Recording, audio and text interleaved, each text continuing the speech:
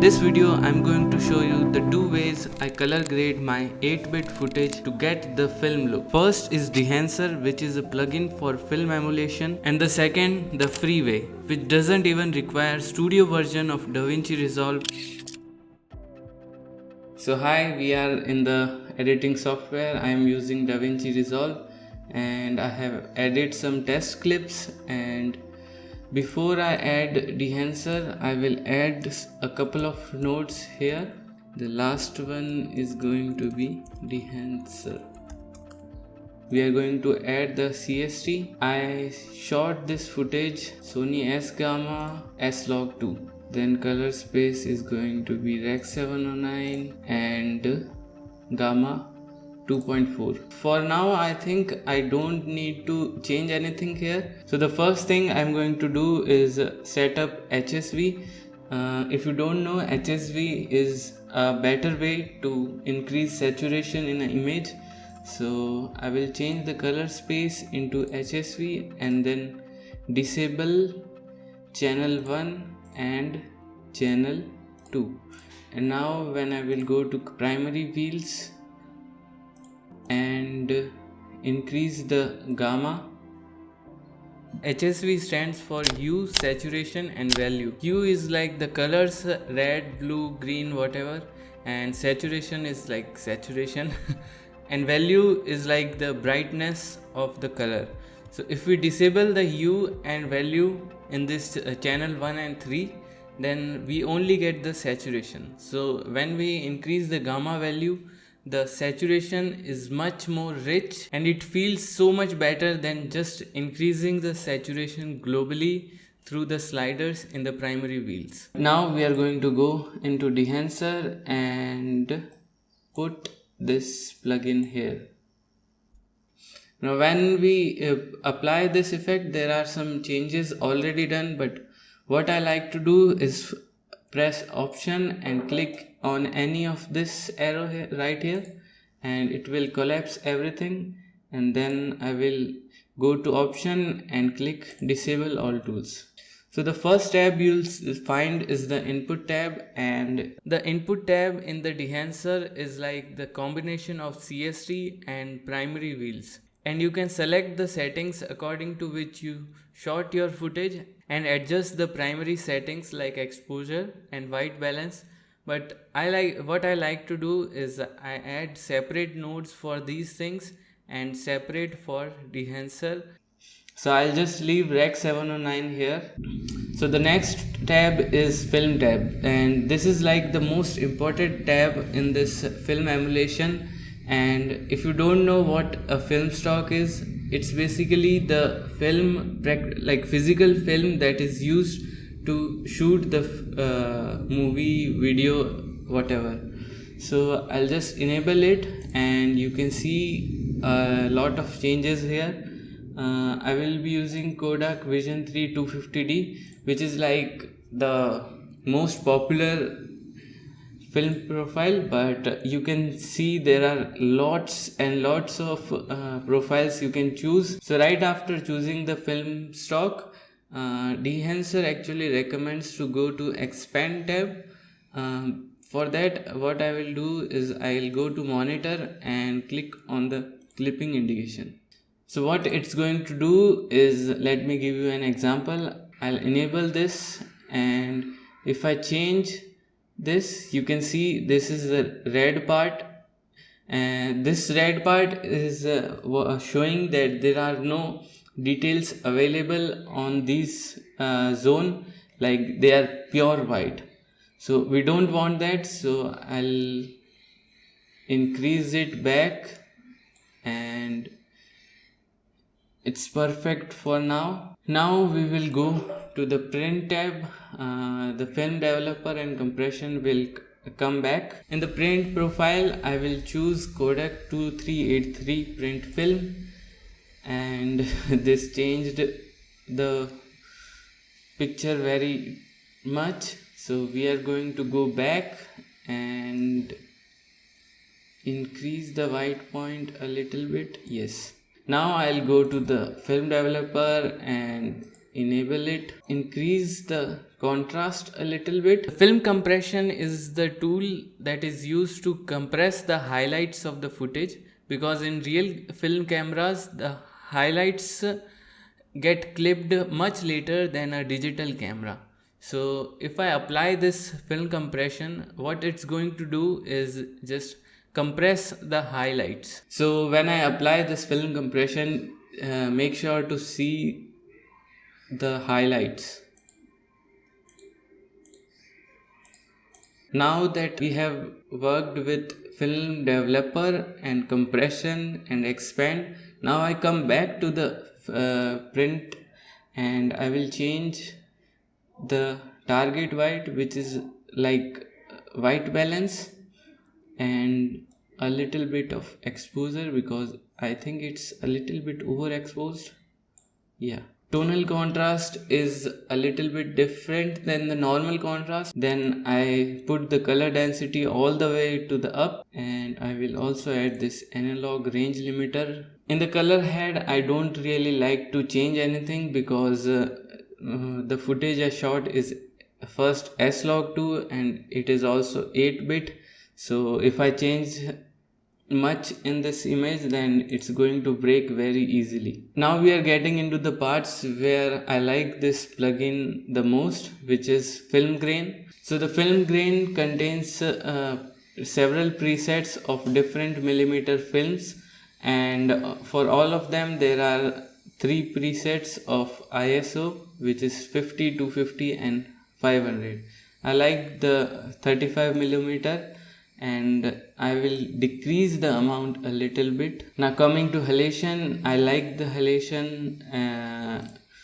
I just like to use the default one. Now the bloom. So the bloom is like almost similar to halation. You'll see the settings all also look same. The bloom gives almost like a dreamy misty look. I like it as it is by default. Now overscan. So overscan is like a film overlay, or the round corner overlay that got viral recently on Instagram. So when I enable it, you can see then we have vignette, which is like self-explanatory. So this is the final result that I have.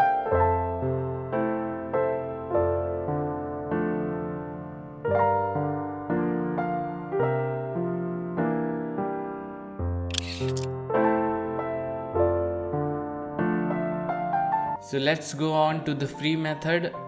This is going to be the node structure. I have labeled everything, and I have already applied the CST, but instead of doing Rec 7, which would be normal conversion, but instead I used the Cineon film log here, and then in the LUT node I will add a LUT named in the film looks Kodak 2383.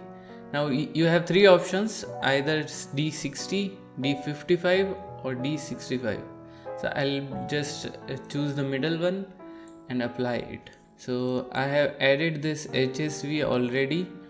So if I disable it, you can see a lot of saturation goes away and it's back.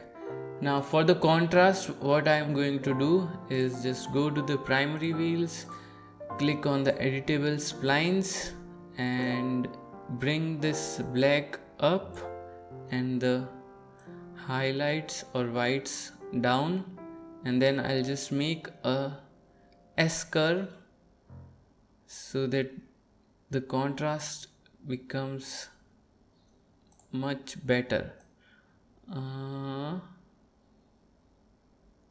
Yes, I think it looks fine. So if I disable it and enable it, yes, exposure, I think it's okay. I don't really need to change anything here.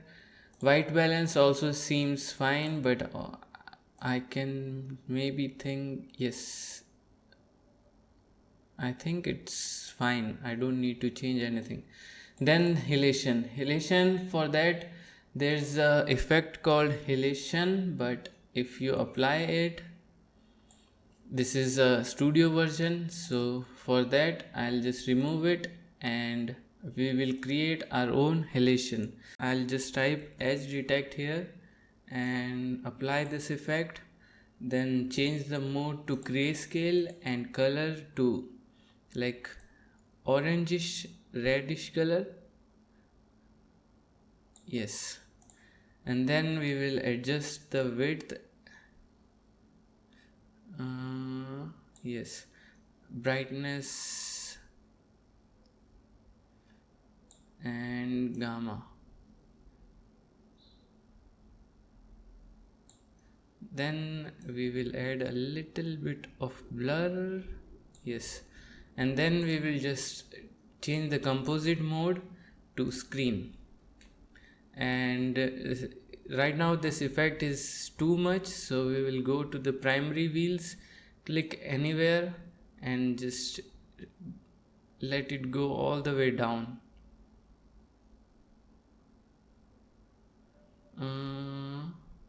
Yes, so if I disable it, enable it, there's a little bit of halation we can see, like this part, if you'll notice,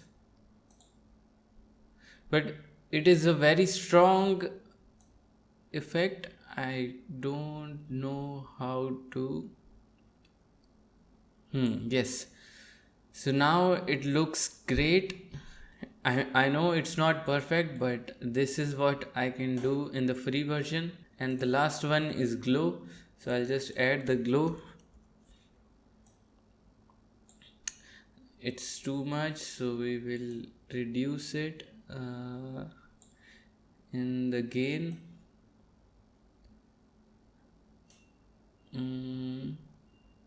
Just a little bit. Now I think this footage is a little bit overexposed, so I'll go back and reduce the gamma. Yes, it's looking great. Yes, so this is the final image. For the film grains, I just added a adjustment layer, and in the fusion page I just let me tell you again, I'll remove it and then press shift plus space and type film grain and enter. So this film grain is here. Now I'll just adjust the size and strength according to my liking, and yes, so this is the final result.